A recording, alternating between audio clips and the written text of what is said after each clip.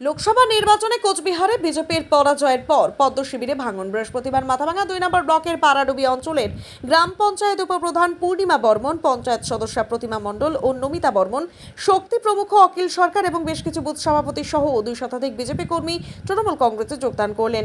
এদিন তৃণমূল কোচবিহার জেলা সভাপতি তাদের হাতে দলীয় পতাকা তুলে দেন। এদিন যোগদান কর্মসূচির পর সাংবাদিকদের মুখোমুখি হয়ে জেলা সভাপতি জানান, গত পঞ্চায়েত নির্বাচনে এই অঞ্চলে আমাদের আসন সংখ্যা ছিল 10, বিজেপির 12, আজ আমরা হলাম 13। বিজেপি নয়, আরও বেশ কিছু বিজেপি পঞ্চায়েত এই অঞ্চলে তৃণমূল কংগ্রেসে যোগদান করবেন। খুব শীঘ্রই নতুন গ্রাম পঞ্চায়েত প্রধান গঠনের জন্য দলের পক্ষ থেকে পদক্ষেপ নেওয়া হবে।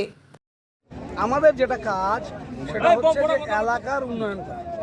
সেই উন্নয়নে যারা সামিল হতে চান, বিজেপির থেকে 2-4 ভোটে পঞ্চায়েতে জিতেছে, তারা যদি এসে যায় ভালো।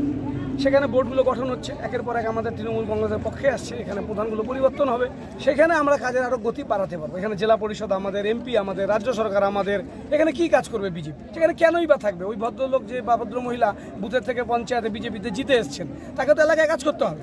5 বছর পরে তাকে আমাদের তৃণমূল কংগ্রেসে হয়ে দাঁড়াতে হবে। কাজেই তাদের কাজের জন্য আমরা বলেছি যোগদান করো। প্রধানকে এখানে আমরা নিচ্ছি না, পাড়াডুবিতে প্রধান আমরা নিচ্ছি। 10 জন পঞ্চায়েত ছিল, বিজেপির 12 ছিল, আমরা এখানে 3 জনকে নিলাম, নেছিলে আমরা 13 হয়ে গেলাম, বিজেপি 9 হয়ে গেল, আরও পঞ্চায়েতে চলে আসবে। ওটা ছিল এখন আমাদের শুধু 24টা অঞ্চল বিজেপি ছিল, আজকে 3টা অঞ্চল হয়ে গেল। বিজেপির হাতে 21টা অঞ্চল থাকলো, 21টাই যোগাযোগ করছে।